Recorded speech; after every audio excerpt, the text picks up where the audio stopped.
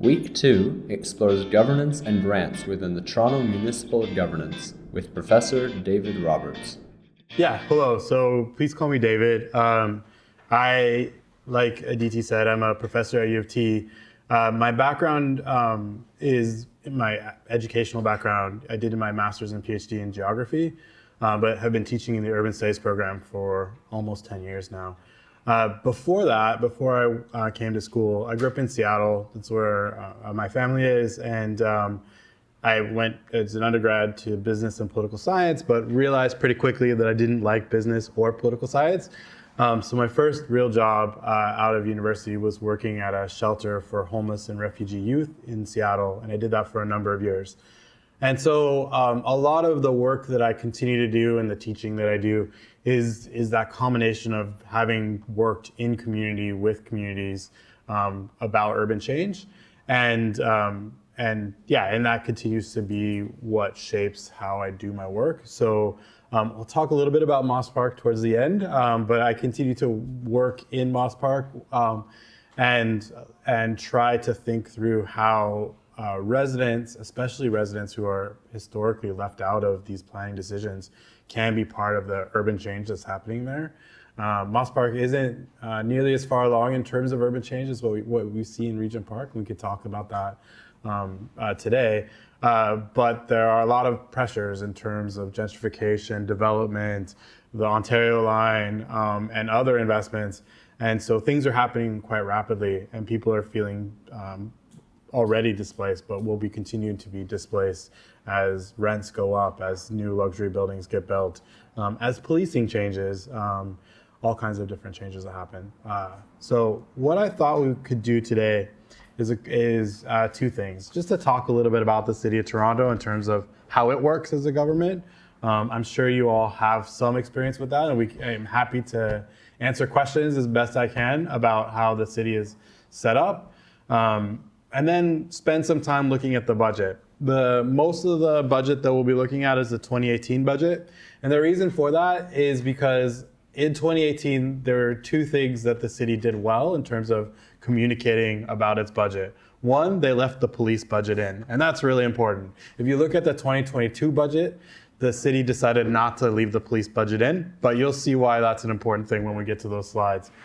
And two, they put together a lot of different graphics that help us understand what the budget is and where money goes. And what I always say is that, when we want to understand the priorities, whether it's the priorities of an individual, a priority of a business, or a priority of a government, we just follow the money, right? What people spend their money on is what they're prioritizing.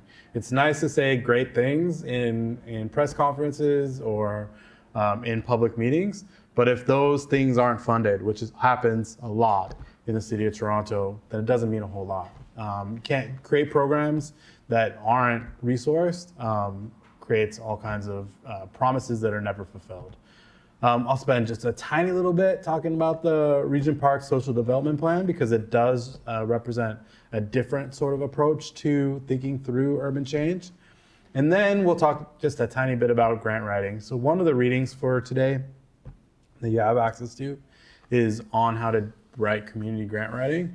But rather than me go through it in any real extensive way, you have it there. What I want to do is to hear from you. And so part of the biggest thing about grant writing and finding funding to support the work that you want to do is figuring out how to communicate your story in a way that's effective. That's often framed as an elevator pitch. An elevator pitch is about a minute. We're going to be using 3 sentences where each of you will come up with 3 sentences. I'll do it too, as an example of the work that you want to do and why a government or nonprofit might want to fund you through a community grant process. So that's the plan. Just the way that I teach and the way that I want to engage with you is I have a lot of slides. I'm happy to talk through it, but I'm also want it to be as interactive as you want. So please stop me if there are things that you want to ask questions about, or you have an idea or an experience with whatever we're talking about that you want to share. we have 2 hours together, might as well use it as an interactive experience rather than me just talking at you all, because I don't know how useful that actually is. So I think the easiest way to start to think about the City of Toronto is the municipal wards. So there are 25 wards, as you all know, or probably know, and a mayor, and that's what comprises City Council. 25 seems like a lot, but it's actually, when you think of the number of people that live in the City of Toronto, it's not all that many people. And there are places that have significantly higher numbers of people living within a ward than other places. And so what I would argue, and others have argued, is that creates a disparity where access to your city councilor becomes more challenging if you live in one of these, especially downtown wards, where there are significantly more people than there are in other places. And that's not going to change, right? I mean, it's not going to get better, let's put it that way, this disparity. So if we look at where the development applications are happening in the City of Toronto, many of them are happening in the same ward that Regent Park is in, right? Like, many of them are happening in this downtown core. And so Chris Moyse's population of his ward will continue to increase. And his work will continue to be spread out across Moss Park, Regent Park, St. Jamestown, and the Yonge Street corridor. So these pressures of unevenness were addressed, at least attempted to be addressed, prior to the last, or 2 cycles ago, or last city council cycle, but then the province stepped in and restored this 25, right? So there was a moment, a very brief moment, where there were 47 wards and an election that had started with 47 wards, thinking that would make this issue of representation more responsive. So more councillors mean that each councillor has less people to work with, and so in theory, we have, as citizens, better access to those councillors. The province didn't see it that way, or maybe they did. Maybe that's not what they wanted. So they instituted this model, and for the time being, at least as long as the PCs are in power, this is the city council format that we're going to have. And the city council is broken up with a mayor, and then some standing committees, and then some ad hoc committees. This is only important in so much as it sort of gives you a sense of where issues might arise. So if you're interested in a particular issue, you probably want to start at this row in terms of the types of hearings that you're looking at. So all these most hearings in the city are public, meaning that you can attend. A lot of them are now hybrid, so a lot of times you can go in person and or watch at home. And it's these committees that are where a lot of decisions actually get debated. And then by the time they get to city council, a lot of decisions have already been made. City council meetings are also public, so you can either attend or watch them online as well. They're long, and they go through a lot of stuff, but it is a way to get a sense of what the city is doing. And then this is a way in which decision-making happens. So decisions can be, or ideas, bills, like bylaws, can be generated by councillors, or they can also be generated in community councils, et cetera. And then they're brought to the councils and committees and standing. And then from there, they're recommended to, the decision is recommended to council. Council also makes the decision. The mayor has a lot of power here. The mayor gets to decide the agenda of city council. And so the mayor and their executive committee are what sort of ultimately calls the shots as to when things come up in city council. And that power got increased recently by the province. So the province gave a strong mayor powers to the city of Toronto and to other cities in Ontario as a way to make things more efficient, but basically to make mayors have more authority to drive the agenda. So When that happened, the province didn't expect us to have a progressive mayor, right? They didn't expect us to have Olivia Chow in that seat. They expected it to be John Tory for another 4 years. It's yet to be seen. Olivia is still new into her job, but it's yet to be seen how much she'll use that authority that she's been given in the strong mayor authority. But she does have that in her back pocket if she wants to push the agenda. And likely, given her long history of work, she'll be pushing it for progressive causes. But it's early days, right? She's still getting her feet wet in a lot of ways. And this is just a breakdown of how complicated the government structure is. You don't need to spend a lot of time memorizing this. The slides are available for you. But it shows you the breakdown of all these subcommittees. And so the City of Toronto is a huge government body. There are lots of different places where decision making happens. And that, in some ways, reflects the size of the city, but it also makes it really difficult if you have a particular issue as to where you might want to get your issue heard, right? I would always suggest, and we can talk about this towards the end, about in terms of routes of advocating for your causes, is to start with the city councilor. So start with Chris Moyse's office. I don't believe he has I think he's looking for a neighborhood representative that would work on Regent Park, because I think the last person is on leave. But his office should be able to direct you to where these decision making happens, in theory. He also is new too, so there's some learning process there. I've also found that Kristen Wong-Tam is a useful resource here too, even though she's at the provincial level. She was at City Hall for so long that she knows how decision making happens and is generally pretty open to meeting with community, more so than other people at City Hall. So the way that city councilor offices often work is that they have a city councilor, but then they also have staff. And some of those staff are neighborhood liaison staff. So my understanding, and this is because I think it was the same person that was working in Moss Park, the person on Councillor Moyse's staff who was working as the neighborhood liaison to Moss Park and Regent Park is on long-term leave. And so he, as far as I know, and I know maybe he's hired somebody, but the last I heard is he was still looking for that to replace that person.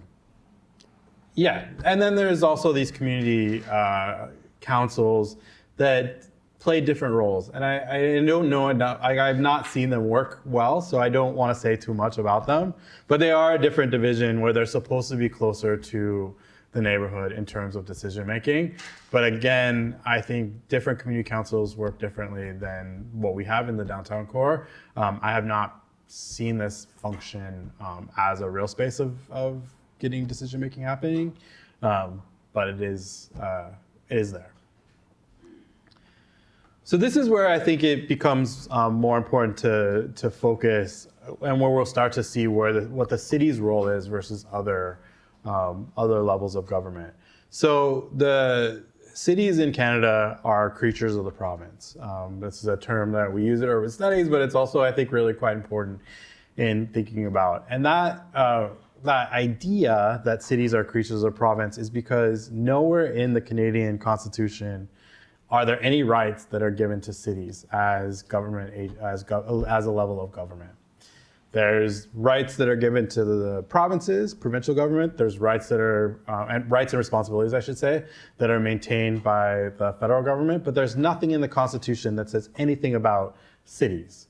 And as a consequence, the kinds of powers that cities have to make decisions, to raise money, and some of the responsibilities they have to provide social services, for example, are things that the province has given them or told them as part of their power. So there's a City of Toronto Act that frames some of that. And then the province can change that at their own decision making, right? So without consulting anybody in Toronto or anybody in Toronto government, the province can just change the terms of what is possible or what sort of authority they have.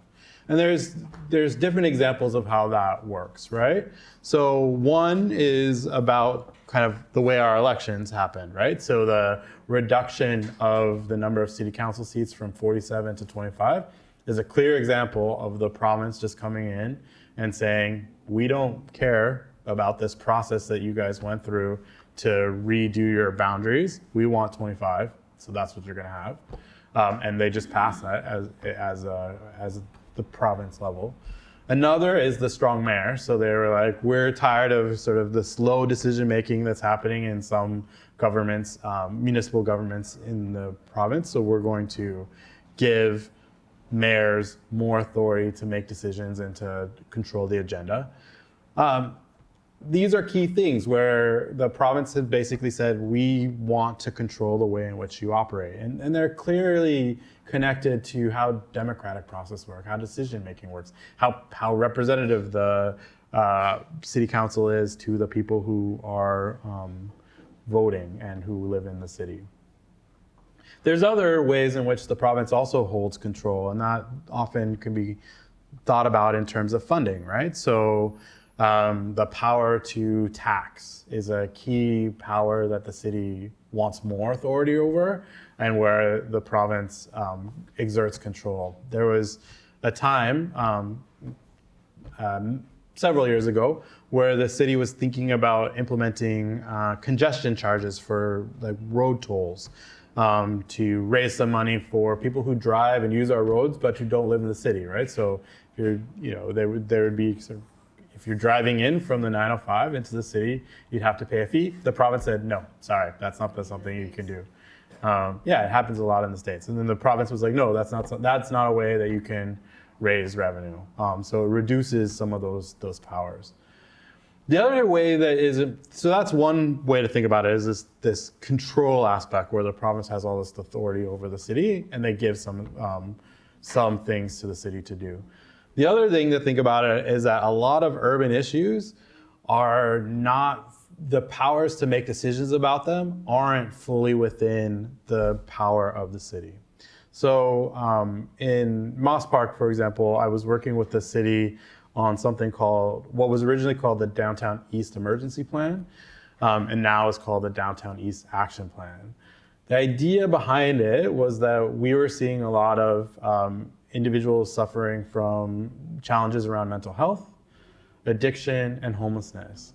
Those three things are a combination of province and city oversight, right? So healthcare is a provincial decision-making process. So decisions around mental health are often dictated by provincial decision-making and funding. And the city can do some interventions around it, like how they police it, sort of, how they police it. But the ultimate authority on funding new spaces for or counselors or other interventions around mental health is really something that the province would have to do and make decisions about. Addiction falls into both healthcare and public health.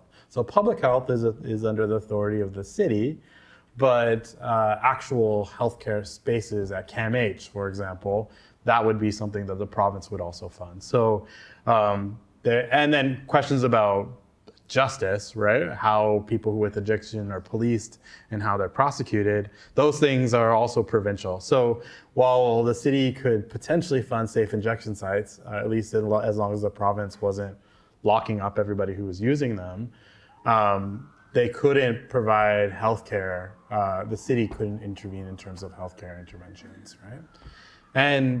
And housing, the city is in charge of or oversees shelters, but much of the affordable housing policies and funding is provincial. So it can provide emergency services, but it can't really change the conditions in which the housing crisis exists in a full way. So there's lots of things that the city has authority over and responsibility over that it can only go so far in terms of changing, because it runs into where the province still holds power over certain decision making. Shelter is a really interesting one too, right? In terms of all three levels of government when we think about it, in that as we've seen the increase of asylum seekers in the city of Toronto, coupled with a housing affordability crisis, we've seen a lot of asylum seekers who are in the emergency shelter system, and the city has said that that's a responsibility of the federal government to pay for those. And the federal government's like, well, that's sort of municipal policy, or that's a municipal service. But the reason the city is making that argument is that that refugee policy and immigration policy is federal. Like, those decisions are federal. Who gets let in, how many asylum seekers are let in is a federal decision. That they end up using city services is not anybody's. There isn't a decision that the municipality made, but they don't want to turn people away, though they were for a long period of time turning people away. And so they're like, if we need to expand the shelter system to match this federal policy, we need funding from the federal government. So all that's to say is that these are the kind of key lists of where the city of Toronto has responsibilities over. Some of these are more complicated when we think about them because there are components of them that are federal and provincial. That's a long way to say is that what's always important when you're thinking about trying to advocate for change in the city is that you're asking the right offices or the right level of government about the change that you're trying to implement. So if it's things to do with asylum seeking and refugees, you probably want to talk to your MP rather than your city councilor, because they're going to have that portfolio, and the city councilor is not going to have that portfolio under their wing, right? But there's a lot that the city does and can do. So it's not to say that there isn't a lot of local decision making happening. It's just that it's not everything that touches on our lives. Yeah, so one of the answers to why there's a lot of nonprofit organizations in Canada, and in Toronto in particular, is that the government doesn't provide a lot of services themselves, right? And so often they contract out the services provisions to nonprofits to provide those services, right? So if we think of shelters, or we think of even public health, in terms of, there is a public health agency at the city, but then in terms of like community clinics, that is a form of public health in some ways, and the city helps pay for those things, but doesn't provide that service directly, right? So a lot of government levels have gotten out of the service provision, actually providing services, and allowing the private sector or the charitable sector to provide those. So in some ways, it's a way of contracting out the services that would have once been provided by the city or by the province. We see that in like affordable housing, right? So the city hasn't built new affordable housing beds like in decades. Any new sort of rent to geared income or any other sorts of forms of affordable housing that aren't just replacement of housing that was built in the 70s or before, is because a developer is building it, right? So there's ways in which the city and the province incentivizes developers to build and run affordable housing, but TCH is not expanding. They're not building new units within Toronto community housing. Yeah, and that has lots of consequences, right? Like it creates lots of conditions where there's unevenness in terms of service provision from one place to another. It also creates models where the government underfunds services, and then the charitable organization or nonprofit has to seek funds elsewhere to help support the basic services that they're providing. You said the TCS is not building no more housing. What do you mean by that? They're not building, so TCH is replacing housing. So when they tear down, if they tear down a TCH building, they'll build it with the same number of units, but they're not expanding. Yeah, so the challenge, so when developers create affordable housing, there's a lot of different definitions that they might apply to it, right? And the TCH, which is a public corporation, has one definition, and it's generally rent guaranteed income, though there's some variety to that. What we're seeing in terms of the meeting affordable housing, like the affordable housing demands from the city, which are pretty minimal, like, or not being enforced, but is that a lot of it is not rent guaranteed income, it's market rate affordable housing. So it might be 20% less than market rate. That's not affordable for most anybody, right? So that's what happens when developers are, or nonprofits are involved in the public house or in the affordable housing system, is that they can't afford to do the same level of rent guaranteed income as a government agency, because they lose money, and they can't be in that business of losing money. So they have to provide a different form of affordable housing that really isn't affordable, right? And so what we're seeing in terms of social housing, which is the kind of the most affordable of housing, that, if anything, is on the decline in terms of number of units available. And even as buildings get replaced, like we saw a lot of buildings replaced in this neighborhood, they're not building new units. They're at best replacing units one-to-one. And even that's not really happening, right? And that's because Daniels has a profit orientation, and they're only required to meet what they're required to meet. Whereas TCH has a different sort of orientation. Part of the other story of social housing is that at one point in time, social housing was done by the federal government in Canada. So at one point in time, the federal government was building Regent and other social housing estates, is what they call them. And they were building it largely to meet a housing demand after World War II. But there's other reasons too. Moss Park was a little bit different. It was for factory workers, but like, the federal government chose to download that responsibility to the provinces and said, federal government's no longer funding social housing, and we're not building it. And then the provinces, for a few decades, were the ones that were in charge of funding and building social housing.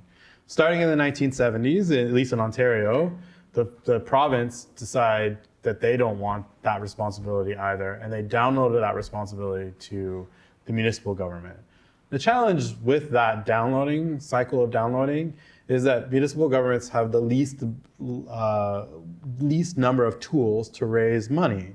So they're always the ones that have the less money to invest in social services like housing. Like, they just don't have the same access to all kinds of different forms of taxation. Federal government has the most, and the provinces have the second most. And what we know in a place like Toronto, and what we know with its large metropolitan areas and diverse population, is that social services become a huge portion of the budget. And housing is one of those. It's a key component, but it's not the only one. And so cities are always trying to figure out how to actually fund all of the things that they're now responsible for. And more things have been downloaded to the city of Toronto than any other city in Canada in terms of the types of responsibilities. So when we look at this slide here, and it's old, so it's probably worse now. So it's from 2000. So it's, but this is when that research was done that I could find. The province of Ontario had downloaded much more responsibilities for social services being shelters, affordable housing, childcare, public health, etc., to the city to take responsibility for than anywhere else. And that really creates a challenge in terms of what the city can fund in terms of new things. So at best, it's trying to maintain things, and we'll get into a little bit of that when we look at the budget. So this is another sort of thing in terms of the limited ability for cities to raise money versus cities in the United States. So the city of Toronto is largely has their tax base from property taxes. It's this is from 2008, but it's basically the same now. 41% is property taxes. Then about a quarter is money that's given to them by the federal and provincial government. Then a significant portion is user fees. So user fees are paying for the TTC, paying to use gyms or hockey arenas, or other things that the city provides, but they charge you a cost for. That's also a big portion. Whereas cities in the States have the ability to do sales tax, for example, that's city-based. Some cities in the States have the ability to do sales tax, which is a different way of expanding the tax base. The other thing that's different so we have school taxes here, but the thing that's different in, say, where I grew up in Seattle is that cities could put on the ballot bond initiatives. So if they really wanted to, say, build new transit or build a new high school or build a new stadium sometimes, they would put that to a vote from the citizens. And if the citizens passed it, it meant that the citizens were paying a little bit more in taxes, but that all of those taxes were guaranteed to go to a particular project. We don't have that capability here in Toronto. So say like we all decided that the thing we wanted to do was solve homelessness, or at least try to solve homelessness in the next 20 years, and we were willing to be taxed a little bit more on property taxes or whatever type of taxes, we would have to convince the province probably for that to happen, rather than just put it to a vote. So there isn't that kind of mechanism that exists here. And so this is, again, a couple of years old, so the budget's actually grown, but what you can see here is where the money comes from. Property taxes are still a big portion of it, and user fees are there too, and where it goes. So this is where it goes. This one doesn't include police, so this is a caveat, because I'll show you the next slide, which is why this is a big problem to not include police in your budget. But social programs represent 28%, so that's with the slide before was, I think, 23%. So this continues to increase. Transit is another 18%, and we could talk all day about why the transit is funded is problematic. Transportation, so roads is 4%, emergency services is 16%. Just paying for our debt is 10%. And then if we look at it this way, this is actually where the newer information that comes out is a lot more problematic, because the biggest thing that the city of Toronto pays for out of its municipal budget is actually Toronto Police Services. And that's interesting because we pay for it as a city, but we don't have a lot of oversight in terms of how the police actually operate, right? So there's not a lot of transparency in terms of how they spend their money, and there isn't a lot of oversight if we want things to change. That oversight is maintained at the province, and the province doesn't do a whole lot in terms of actual police oversight. So we saw that in terms of how long it took for, say, carding, for example, to be done away with. And I'm not sure that's fully done away with. It's just the name carding has gone away, but the practice probably still exists, and we just don't know. I'm working with the Toronto Newcomers Office because we're supposedly a sanctuary city in Toronto, but the Toronto Police Services regularly report people who are undocumented to the RCMP and to Canadian Border Services, even though they're not supposed to, right? But they regularly do that, and there's not much that the city can do other than ask them to stop, right? And but it's still a huge line item and an increasing line item of our annual budget. The one thing that the city does have some authority over is the actual amount that is given to them on an annual basis. What they do with it, we don't have any control. But it's an important one to think about because it's a huge component of where our taxes go. So if we look here in terms of your tax bill, they like to say that 73% of your tax bill pays for public safety, mobility, and city building. But a big chunk of that is actually police, right? The safety component is a huge component of that. The TTC is an interesting one because in theory, the TTC in a lot of places would be a provincial authority, but we end up paying a lot of it out of our municipal coffers.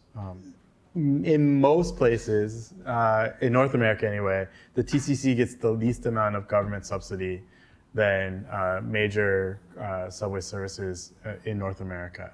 So we as riders pay the most, as individual riders, pay more than we do, the higher percentage of their budget than anywhere else. The TTC is crashing because ridership is a lot lower than what they had modeled for. And so it's struggling right now. And as it struggles, it's getting worse and less people use it. And so it's in a cycle at the moment. The service is lousy. Yeah, you can't. It's not dependable. It's not safe. It is lousy, and so the service is going down. People are riding it less, and so it has this because it's so dependent on fares. So the TTC is a municipal service, right? The TTC chair is appointed by the mayor, and often is a city councilor, more times than not is a city councilor. But at the same time, they're a corporation. So like the city council can appoint a new board. They can appoint the people who are doing oversight, but the city council isn't going to get involved in some of the policy decisions. That said, like the mayor did say that they were increasing services on particular routes. So she does have some authority over that. So who's this board? Is it like the residents? Is it like No, corporation? it's transit experts mostly. So the TTC always has a director, a manager, I'm not sure what their title is, that's a person who's an expert at running public transit. And then they also have a board of directors. And that board of directors is a combination of city councilors and then others that are appointed to it, but they're not, I mean, some of them would be City of Toronto residents, but it's not a community board. So it's not like they're selecting people from the community to do that. They're selecting them because they have particular expertise or they know particular people. Yeah. Yeah. So what that conversation would, if Trudeau was being questioned, that would have been federal subsidies. This is where the city spends its money. So the city spends very little on child services, but the federal government spends increasingly. I mean, it's not a huge amount, but more money with this subsidy for childcare. So that's part. But I think the question is like, where did that money actually go? And because I think there's my understanding is that there's nowhere near the number of these whatever $10 a day beds that they said they were going to happen. Like that, there's missing, like the amount of money that went to it didn't produce the results that it was supposed to. So I think that's the question is like, how do you follow the money, right? We can do that with any municipal service too, right? Like how do you follow the money? All of these are millions of dollars, right? And do we feel like we're getting $500 million out of the TTC? We could trace that and do an exercise doing a audit of their budget to see that. Yeah, I mean, I think there's always that following the money and trying to see if it's actually paying for the types of services that you think it is. Other is often it's services that the government requires, like auditing and outside experts are things that fall into this other. So if they bring in experts to come and advise them, it's like and it might pay for like supplies and things like that, but like it's 14 million, so it's not a small number. Here we're gonna spend a lot of time on this, but this is the capital budget. This is the kind of spending on infrastructure and built form. And the biggest thing to take away from here, this isn't one of those indications where the city council passes a lot of great ideas about things that should be funded, whether it's new public transit or new high schools or new parks and things like that. But then it takes a long time for them to fund it. And so there's a huge deficit in terms of the capital budget that gets proposed on a given basis and the actual expenditures that happen on a regular basis. So the City of Toronto is required by the province to pass a balanced budget every year. Their revenues, so what they can actually charge in taxes, are not nearly going up as quickly as the cost of things. And that's the cost of everything, whether it's food or whether it's building supplies or paying people, right? Like the cost of everything is increasing faster than the tax revenue base. And Mayor Tory had a commitment that he would never raise taxes at inflation, let alone above inflation. So that gap between the kind of what things cost and what the city budget had available to it, what the city had available to it, continued and continues to grow. And so as a consequence, the city, you can notice it on just walking around that there's things that the city isn't maintaining, right? Like they're not picking up the garbage in terms of the garbage that's just available, like the garbage cans that are available. Those things aren't being cleaned out, let alone like maintaining parks or keeping the TTC running at the levels it was once running. Like all of these city services, all of these kind of responsibilities that we can go to in terms of the list, most of them have seen budget cuts over the last 5 years, except for police, right? Police is the budget that keeps going up, but everything else has seen budget cuts. And inflation just makes that worse, because not only do you have a real budget cut on an annual basis, you also, the costs of doing basic things are also going up. And so, minimum wage changes, all of that, exactly. So, so there's this real challenge in terms of what the city can actually afford to spend, given the constraints it has in terms of raising funds. This is the most recent operating budget, I believe. It's not too much different in terms of, so we're not going to spend time on it, but it's not too much different than what you've seen. But again, it shows that property taxes are the biggest contributor. Federal and provincial revenue is high in this recent budget, in part because we've been given some additional funds because of the impacts that COVID had in terms of property tax and other revenues. Those things will probably be reduced in the future as well. But the third highest in terms of the municipal revenue is TTC fare, right? So that gives you a sense of how challenging it is for the city to find money to pay for things. And this is really where we're getting that kind of this gap that we're seeing. So part of it's COVID for sure. So this yellow is the expenses that the city faced because of COVID that were above what it expected. And then the blue lines, or the kind of dark blue line, is inflation, and the light blue line is growth in need.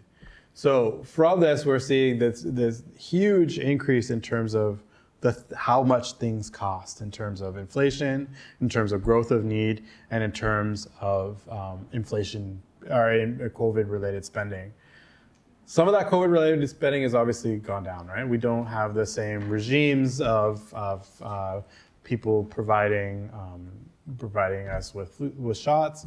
We don't have the same pressures in terms of shelters in some ways, like there isn't social distancing and things like that. But there's still some costs, and inflation is actually a lot higher in this coming year. So that light blue line, or that dark blue square in 2022 is going to be quite a bit bigger because of the inflationary pressures. And we're still one of the fastest growing cities in North America. And so the demands on services continue to increase. The demands on schools, on police, on healthcare, all these, on public health, continue to increase. So we're in this real challenge as a city, right? The mayor, I think yesterday, went and talked to the federal government to ask for strong city powers. That strong city powers would open up some new revenue options, but it's really challenging to think about what that means, right? Because new taxes mean that we're paying more taxes too, right? So it doesn't really, the government might have more money to spend on things, but where does that money come from? It's not new money, right? It's just it's our money being spent in different ways. So what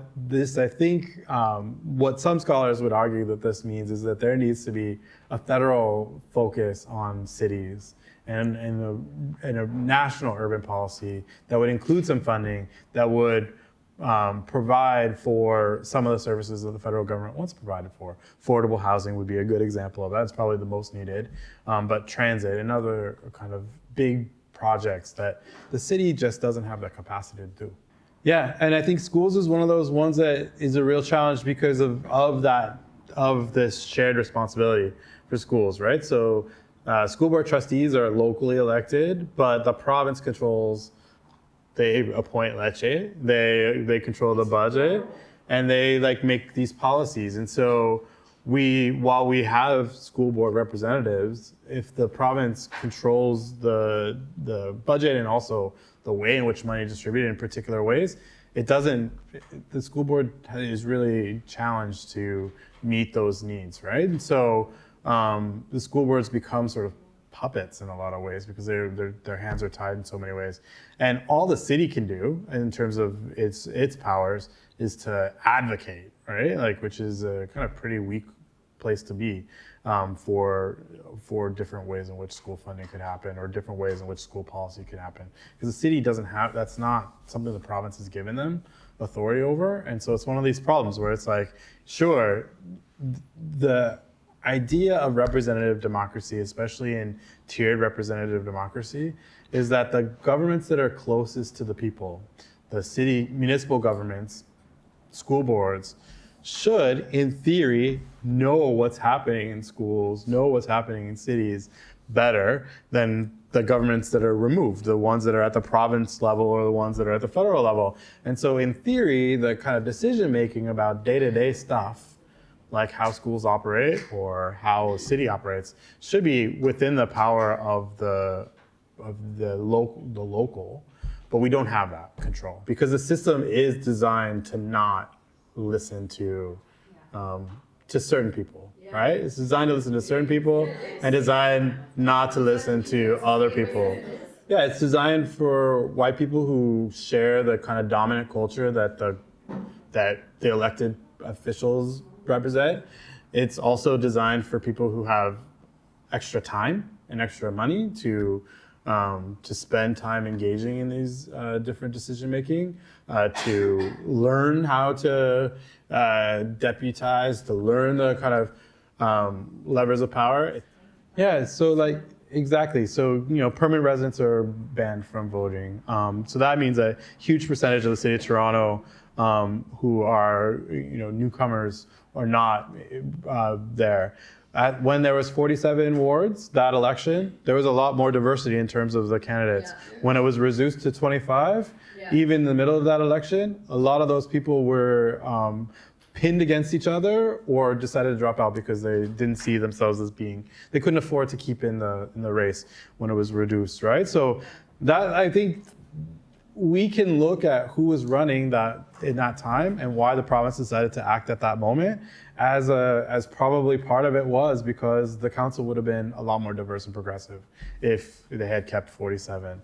So there's lots of ways in which the system perpetuates itself, right? The system perpetuates the power that already exists. And that's true at the municipal level, that's true at the province, it's true at the federal government, and it's true in school boards. It's easier to just keep doing what you're doing with the same people who are in power and not change. And so change is hard and requires all kinds of different things. Like I said, the only reason I included this is because it's not because it's perfect, but what it does represent, at least from my perspective, and y'all can correct me on this, because I was not involved in the development of it, nor am I involved in the kind of what's happening now, is that it does reflect activism that took place within the community to demand a different way of doing things.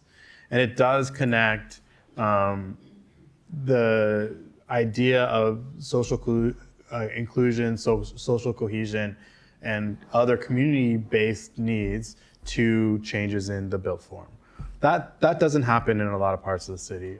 There's lots of places where development just happens, and the community is certainly not consulted. So this notion, these four focus areas of safety, employment and economic development, community building, and communication are not the types of things that are generally discussed when we look at development applications at the city, right?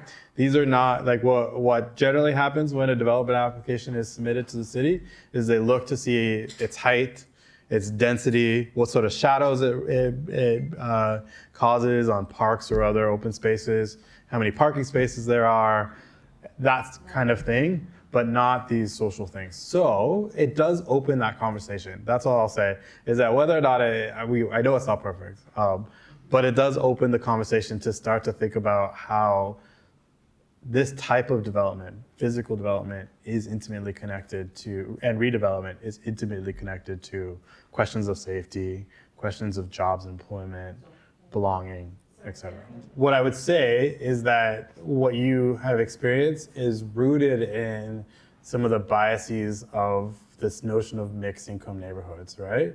So a lot of the kind of thinking behind mixed income neighborhoods and why they exist and the way in which they were created was this notion that that homeowners would help the people who are living in social housing to become better people, right? Without thinking about the kind of core assets that you all have, like that TCHC tenants have. Like it wasn't part of, like that wasn't, the thinking was exactly as you created this sort of, there is this rubbing off of it. Sure, so social development plan, just real quickly. The social development plan is funded because of development charges, right? So the revitalization, when developers build things in the city, they often wanted to build them in a different way than what the city plan requires them to be built. And the way in which they do that is essentially they pay a development charge. They're like, okay, we're gonna do it the way we wanted to do it, or some combination of what you wanted and what we want. And to be able to do new things that are different from what the city had imagined, they pay a development charge. So Daniels pays a development charge, and so will Tridel, because they're building more condo units than what had been in the original proposal. And in order to build more condo units, they pay this fee. And so they're building. So if the original plan, I don't know if the original plan was 50 social housing, 50 condos. Now it's more like 75, 25, because Daniels made this agreement with the city that they would do this, but they would pay this money into this pot, this development charge. And so more condos sell, is more TCAC that comes. Yeah, so exactly. And so there's this whole mechanism for it. But essentially it's this pot of money.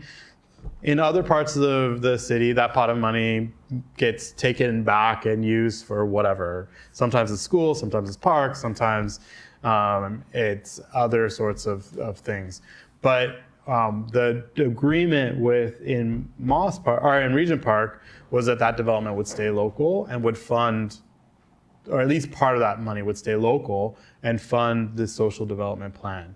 And so that social development plan is a set of grants that are supposed to fund safety improvements, economic development, community building, and communication improvements in the neighborhood. And largely with a focus on TCHC residents. But as we can see, as you heard, the practice, while the idea was great in some ways, or at least better than the actual execution is not worked out. Yeah, exactly. So there's changing dynamics for sure that create security challenges for sure. And there's different security concerns too, that condo residents might have, or, so there's different needs or demands for security too. But we could talk about this all day. But I want to get to this last exercise because I actually want to hear from all of you. So we're gonna do this quickly because we only have 20 minutes. But basically, one of the mechanisms that can fund community work is grants. The social development plan has its grant making process, but it's not the only place. There's lots of places where there are community grants. I'm not providing you with a list because it's too many to put together. We might work on that and add it to the site later, but it's not something we've done just so far. I'll give you my email. I don't have my business cards today, but I'll give you my email. One example was the Toronto Downtown East Residents Grant that ended in July, but they'll have another cycle. Anyway, key considerations of grant making, really quickly, is obviously knowing what the grant funds, and knowing what they value are important. Writing a grant so that it matches the grant guidelines is often the biggest sort of challenge. And if you do that well, then you're much better off than most people. And that means we're understanding the requirements of the grant, but then also the commitments. So if there's transparency commitments, et cetera, are you able to do them and meet those? Because you can get into some challenges if you don't. Letting other people know about what your grant, like sharing it with others so that you get outside perspective. Because we all write in a particular way, and sometimes it's clear to us, but it doesn't mean it's going to be clear to somebody else who's reading your work. Understanding the value that you bring to the grant, so valuing your community work or your community experience or your lived experience are really quite important. But what it comes down to ultimately is bringing your project to life, which is about telling your story and being able to communicate that story well. So what we're going to do is you're going to get 5 minutes to write 3 sentences about whatever project it is that you want to workshop for this class. And then we're going to pitch it. So everybody's going to read their 3 sentences about their grant or about their potential project as a way of doing it. There's some tips here, but I'm not going to go through them because they're there, and also they're not that useful in terms of this moment. And you have the slides. But what I'll give you is just a quick example, and then I'll give you your 5 minutes. So Moss Park. I'm a member of the Moss Park Coalition. I'm also a professor at the University of Toronto. Moss Park is seeing lots of different neighborhood change. A lot of it has to do with increased development in terms of private development, but a big portion of it has to do with the siting of a new subway line as part of the Ontario line. We, as part of the Moss Park Coalition, want to leverage the investment, $17 billion investment in the Ontario line, to improve the neighborhood and think through the connections between investment in transit to investment in social development. That's my pitch for y'all. Please fund me.